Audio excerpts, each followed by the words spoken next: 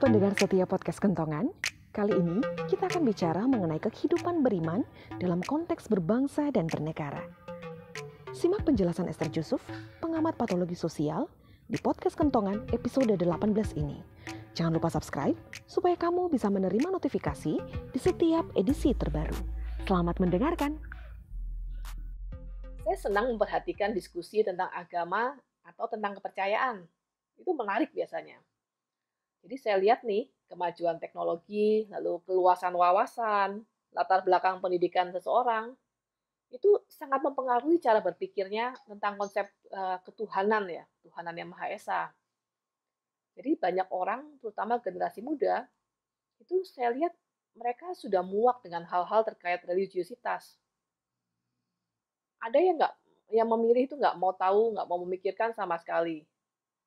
Kalau ditanya nih jawabannya biasanya, ya tentu saya percaya Tuhan. Sikapnya itu sikap yang sudah nggak pengen ditanya lagi. Biasanya mereka masih ada penjelasan lebih jauh ya tentang apa agama yang dianut oleh dirinya, oleh keluarganya, turun-temurun lah. Ya saya terlahir dengan agama ini, ya udah saya jalanilah hidup ini. Banyak juga orang yang memberi jawaban itu sesuka hati. Ini pernah suatu sore itu saya jumpa dengan seorang siswi sekolah menengah atas ya. Kami jumpa di sebuah kafe di Jakarta, ngopi bersama-sama ya. Tante, saya nggak percaya agama, saya agnostik. Matanya melihat saya dengan tatapan tajam itu. Seperti ingin tahu reaksi saya. Ya, saya uh, biasa aja lah dia mau bersikap begitu buat saya senang orang terbuka. Setelah saya tanya-tanya, rupanya dia tuh sangat jengkel dengan para guru di sekolahnya. Jadi di matanya dia, para gurunya ini sangat munafik. Tante, mereka tuh mulutnya berbisa deh. Itu istilah dia berbisa. Kenapa? Karena para guru itu ternyata suka menjelekkan agama-agama lain. Lalu perilakunya di mata dia itu nggak menghargai para siswa. Jadilah dia kerap bermasalah dengan guru-guru di sekolah, uh, ngelawan ya. Orang tuanya juga jadi langganan dipanggil ke sekolah. Saya lihat siswi ini sangat cerdas sebetulnya. Dia punya banyak prestasi, dia menguasai banyak bahasa, dan dia tuh suka banget baca buku. Dia pernah satu saat di sekolah lagi baca buku, lalu bukunya dirampas oleh gurunya. Gurunya beranggapan itu bukan buku yang sesuai agama. Kalau menurut dia, ya itu kan namanya novel. Novel mah nggak ngurusin agama, gitu kata dia. Tapi saya lihat bahwa anak ini sebetulnya uh, punya moralitas yang baik ya. Dan dia juga menurut pengakuan dia ketat menjalani ritual agamanya. Pokoknya saya maunya berbuat baik aja, Tang. Saya nggak mau melukai orang lain, saya maunya nolongin orang, saya hidup baik-baik. Gitu kata dia.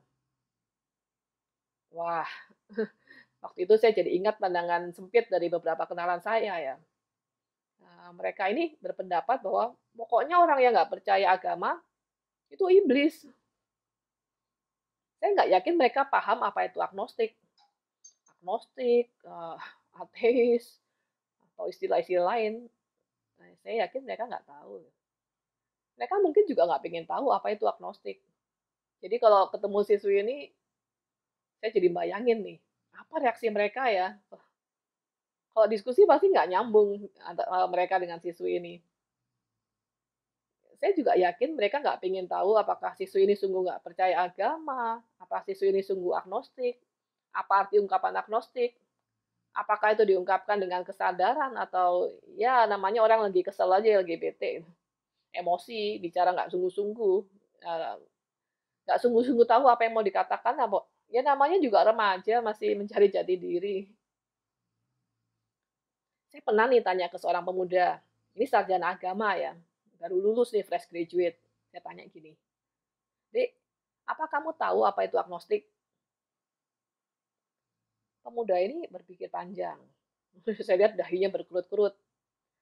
Saya tahu dia malu kalau nggak tahu jawaban pertanyaan saya. Jadi dia berusaha keras mengingat materi kuliahnya dulu. Tapi masalahnya dia memang nggak tahu, entah nggak pernah diajarin atau mungkin karena lupa. Jadilah dia ngarang, jawabannya ngalor ngidul nggak jelas. Nah, teman-teman bayangin deh, seorang sarjana bidang agama nggak tahu. Apalagi sejumlah besar orang yang pendidikannya lebih rendah, yang nggak suka baca, nggak punya akses pada literatur, nggak punya akses informasi. Gimana mereka bisa tahu? Itu tadi cuma masalah satu istilah loh, soal agnostik. Belum soal ajaran agama, soal politik agama, soal administrasi, syarat-syarat. Misalnya mendirikan rumah ibadah, itu yang banyak diributin orang kan. Apa orang tahu? Teman-teman, saya lihat ada hal yang penting yang bisa kita lakukan ya. Kita bisa berbagi pengetahuan ke masyarakat luas. Kita kebanyakan punya akses. Kita punya kemampuan lebih untuk mencari data, membaca, menganalisis ya. Kita bisa berbagi informasi, pengetahuan ke masyarakat luas. Ya, misalnya, kita tuliskan kembali sejarah tentang agama, kita bisa memaparkan data-data tentang kepercayaan-kepercayaan yang ada di Indonesia. Ini sangat berguna. Nggak banyak literatur tentang kepercayaan-kepercayaan yang ada di Indonesia itu yang menyebar ke masyarakat.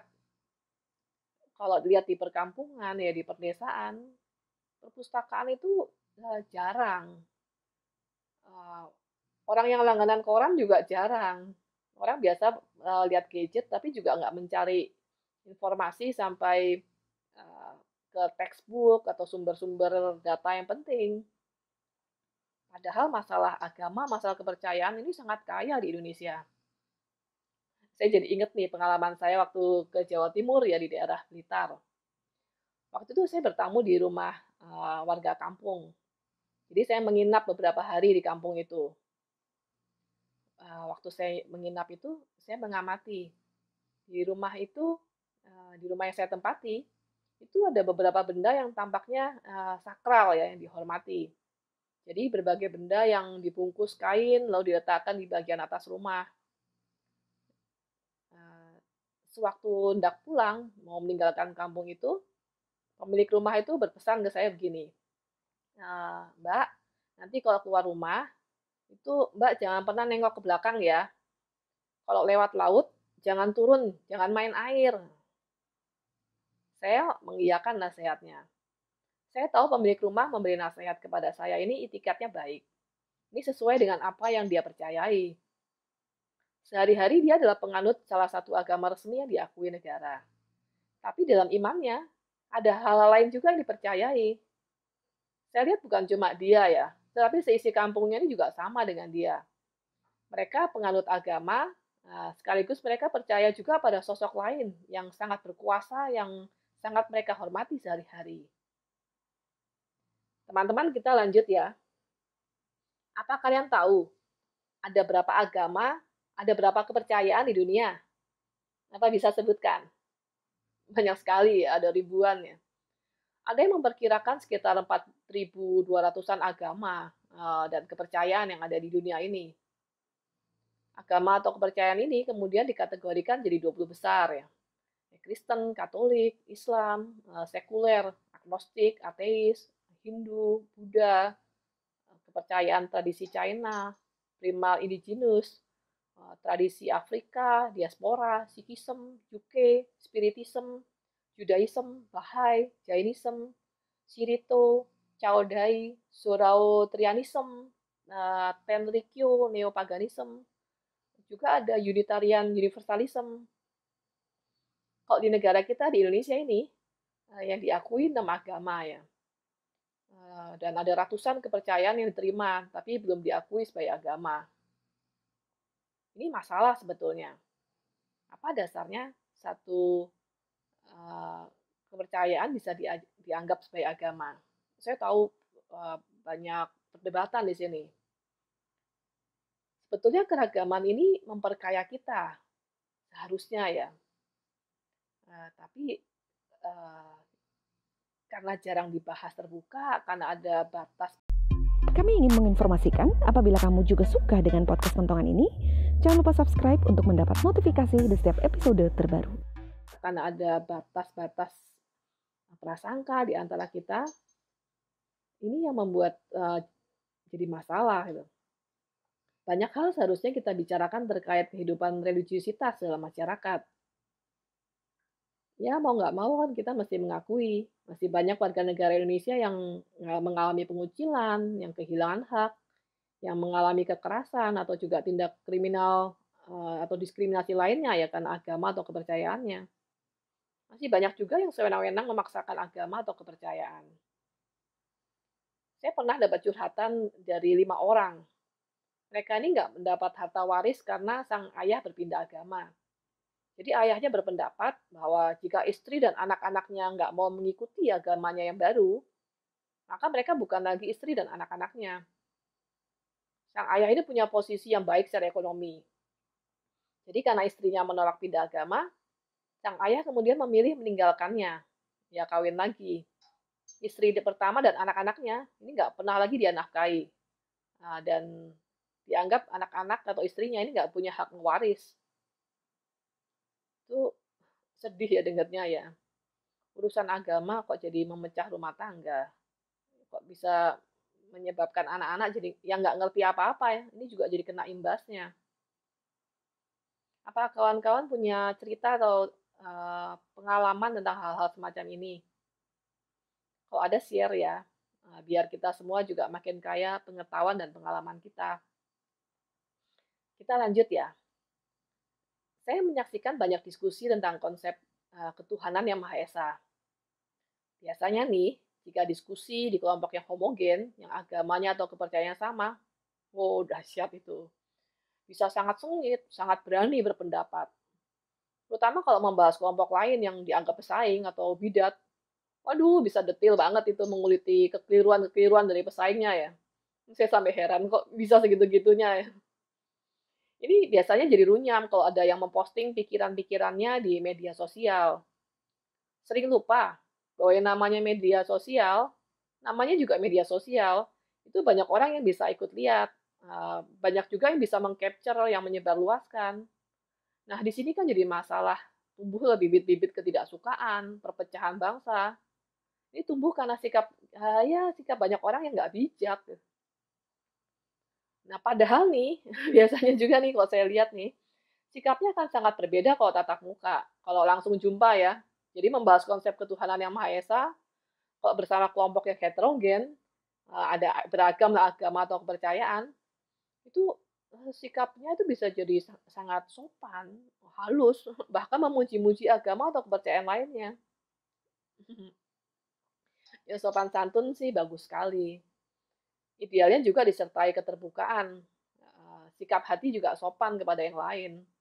Itu jalan kalau mau membahas persoalan tentang sila pertama, musyawarah untuk mencapai mufakat.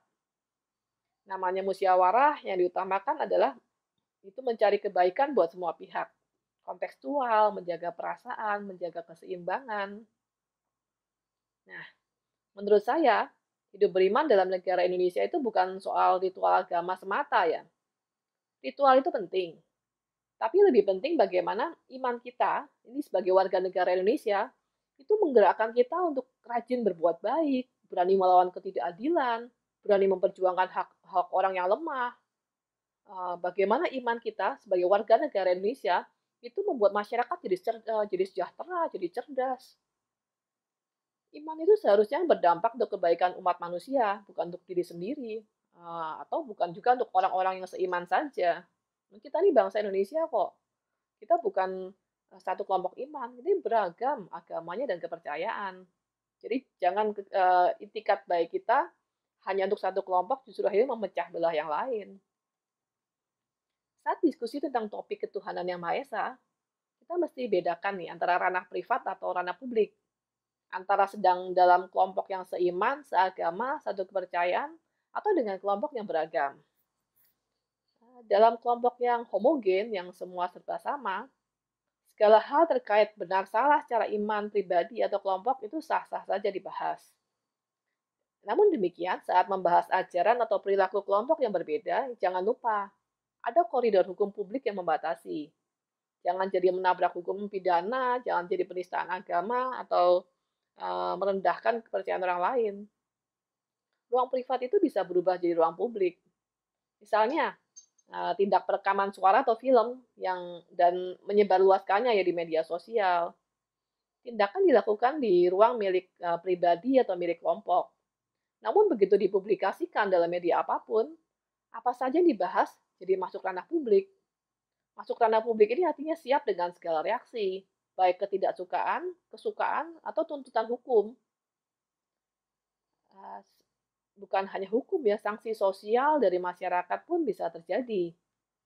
Jadi perhatikan apa yang mau dipublikasi.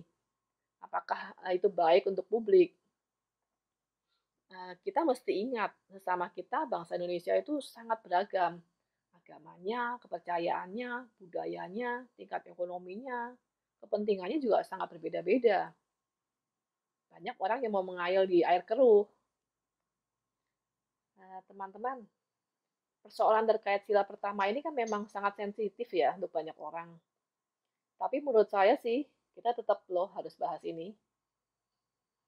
Bagaimana mungkin kita jadi bangsa yang kuat kalau sebetulnya dasarnya itu rapuh. Penerimaan dan dukungan satu sama lain itu cuma basa-basi. Ya, ada prasangka-prasangka yang masih kita simpan. Kalau kita bahas, menurut saya kita akan jadi saling ngerti. Kalau itikat kita baik, saling menghormati, saya yakin justru pengertian yang tumbuh. Ini justru akan memperkuat relasi kita. Justru kalau saling mengerti, ini bisa mencegah konflik, bisa mencegah kesalahpahaman.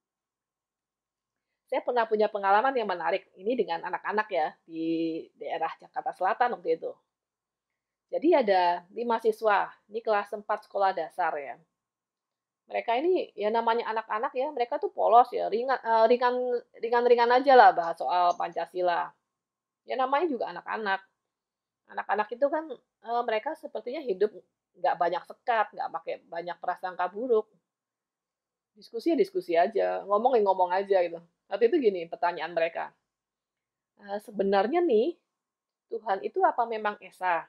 Cuma ada satu di Indonesia. Waktu mulai diskusi, anak-anak itu berpandangan. Salah satu anak tuh jawabnya cepet banget, suaranya keras ya, dibilang begini, lah iyalah, sudah pasti, cuma ada satu Tuhan, namanya juga ketuhanan yang Maha Esa. Tiga temannya membenarkan begitu saja. Tapi satu anak keningnya berkerut. Dia berpikir-pikir ya, lalu anak ini komentar gini, jadi menurut kalian Tuhan di agama Katolik itu sama dengan Tuhan di agama Islam, dengan Tuhan di agama Buddha, agama Hindu? 5 anak itu kemudian jadi berkerut bersama keningnya sama-sama memikirkan pertanyaan itu. Pertanyaan itu mendadak terlontar begitu saja saya lihat ya. Jadi mereka nggak pernah memikirkan pertanyaan itu sebelumnya. Satu anak kemudian menjawab gini, kayaknya sih sama ya. Nadanya tuh terdengar ragu. Anak ini rupanya ingat ya, gurunya di sekolah bilang bahwa Tuhan itu hanya ada satu. Cuma namanya aja yang beda-beda. Ajarannya walaupun berbeda-beda, tapi semuanya sama. Semuanya tentang kebaikan. Satu anak ya ragu-ragu ya, akhirnya dia bersuara juga. Dia bilang gini, gue rasa sih nggak sama ya. Namanya aja juga beda-beda itu. Mereka lalu mulai membahas nama-nama Tuhan yang mereka tahu. Saya sesekali nimbrung nggak ikut diskusi, ikut ngeramein aja itu. Mereka juga ikut membahas sedikit-sedikit ya tentang sosok-sosok lain yang disembah oleh sebagian suku-suku di Indonesia. Saya lihat pengetahuan mereka tentang kepercayaan-kepercayaan yang ada di Indonesia itu sangat sedikit ya. Ya kelihatannya datanya hanya dari buku pelajaran di sekolah. Itu kan sedikit sekali membahas. Satu anak mendadak keras bicara begini. Dia nggak mau sila itu dibahas. Ya ginilah teman-teman, pokoknya Tuhan itu esa, gitu aja katanya. Tapi dia nggak melarang yang lain bicara. Nah, ya dia hanya tampak semakin ragu waktu teman-temannya ini mulai bicara membahas agak detail. Jika Tuhan itu satu, kenapa namanya berbeda-beda? Mengapa ajaran agama-agama itu juga berbeda-beda? Mengapa berbeda dengan kepercayaan-kepercayaan? Dan Dari cara ritual ibadah, dari sejarah agamanya, dari larangannya, perintah-perintahnya. Dalam ajaran agama atau kepercayaan, itu jelas banyak perbedaan kok. Ini diskusi anak-anak itu selesai tanpa ada kesimpulan. Kelihatannya mereka yakin bahwa Tuhan di Indonesia memang tidak hanya satu. Tuhan masing-masing agama, masing-masing kepercayaan itu berbeda. Tapi ya sudahlah, nggak apa-apa. Yang penting kan saling menghormati, saling menerima, saling dukung lah. Anak-anak itu bukan ahli agama, bukan ahli tentang kepercayaan. Nah, mereka nggak tahu banyak soal keyakinan, soal ideologi. Mereka itu polos saja, bebas komentar ini itu. Tapi saya lihat, anak-anak pun merasakan persoalan bangsa kita tentang sila pertama. Kesadaran bahwa ada persoalan ini penting. Persoalan mesti dicari solusi. Persoalan terkait agama atau kepercayaan, terkait radikalisme, terkait perasaan ketidakadilan, kekerasan atas nama ajaran agama, ini nggak gampang. Kita nggak dapat sepenuhnya berharap negara menyelesaikan semua persoalan dengan aturan hukum, dengan kebijakan, dengan aparatnya. Kita pun mesti berperan juga, menjaga perilaku masing-masing, menghormati orang-orang yang berbeda agama, berbeda kepercayaan. Dan kita juga mesti berani loh mendorong penegakan hukum kalau ada yang sewenang-wenang. Warga negara, yuk kita wujudkan kehidupan beriman yang tidak hanya berfokus pada ritual semata, tapi juga berani memperjuangkan kesejahteraan, keadilan, dan persatuan Indonesia. Sampai jumpa di podcast episode berikutnya. Jangan lupa subscribe supaya kamu bisa terima notifikasi episode terbaru. Sampai jumpa!